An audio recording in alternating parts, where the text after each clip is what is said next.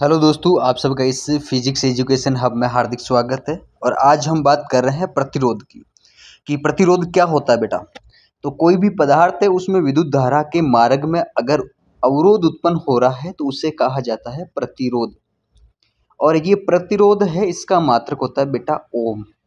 इसके बाद में अलग अलग जैसे कि पदार्थ है तो उनका प्रतिरोध समान हो सकता है, कोई बड़ी बात नहीं होती है। लेकिन ये आप परिभाषा याद रखोगे कि प्रतिरोध किससे कहा जाता है। तो किसी पदार्थ में जो प्रवाहित धारा है उसमें अवरोध को कहा जाता है प्रतिरोध। उसके बाद में आता है तुम्हारे की प्रतिरोध की निर्भरता क्या है। तो ये आपके लंबाई होगी, उसके बाद में पदार्थ की प्रकृति होगी, और जो चालक है उसका अनुप्रस्थ काट के क्षेत्रफल पर ये निर्भर करती है। सबसे इम्पोर्टेंट बात रहती है कि ये लंबाई के समानुपाती होती है, अनुप्रस्थ काट के व्युत्क्रमानुपाती होती है। तो ये दो बातें आप ध्यान रखोगे कि प्रतिरोध के बारे में। सबसे पहले डेफिनेशन होगी, उसके बाद में प्रतिरोध किन कारकों पे निर्भर करता है, तो आपकी चालक की लंबाई पे, और दूसरा हो गया अनुप्रस्थ काट के क्षेत्रफल पर, और साथ में पदार्थ की प्रकृति। तो यहाँ पे आप देख रहे हो कि R समानुपाती होगा L के और R व्युत्क्रमानुपाती होगा A के। तो R समानुपाती L बटा A आ जाएगा। उसके बाद में यहाँ पे समानुपाती जो चिन्ह है इसको हटाने के लिए जो समानुपाती स्थिरांक है वो आएगा रो। और रो क्या होता है बेटा, प्रतिरोधकता होता है।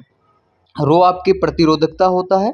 इसके बारे में भी आगे हम बात करेंगे डिटेल से। आज हमारा जो लेक्चर है वो है प्रतिरोध से संबंधित, जिसमें प्रतिरोध से संबंधित जो भी छोटी बड़ी जानकारी है वो मैं बता रहा हूँ।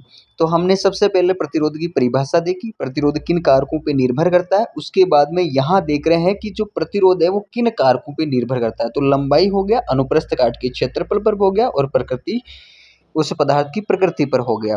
तो अब आप देख रहे हो कि यहाँ पे जो रो है वो क्या होता है बेटा, प्रतिरोधकता होता है, जो पदार्थ की प्रकृति पर निर्भर करती है।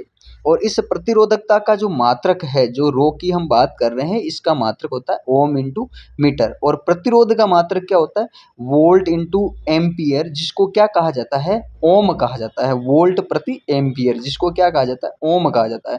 और उसके बाद में इसकी जो विमा है, प्रतिरोध की विमा है वो होती है M1 L2 और T-3 और A-2 होती है। जो हम किसके कैसे निकालते हैं, इसकी जो V बराबर IR है उसके द्वारा इसकी विमा निकाली जाती है। R बराबर हो जाएगा V बटा I, उसके द्वारा हम इसकी विमा निकालेंगे।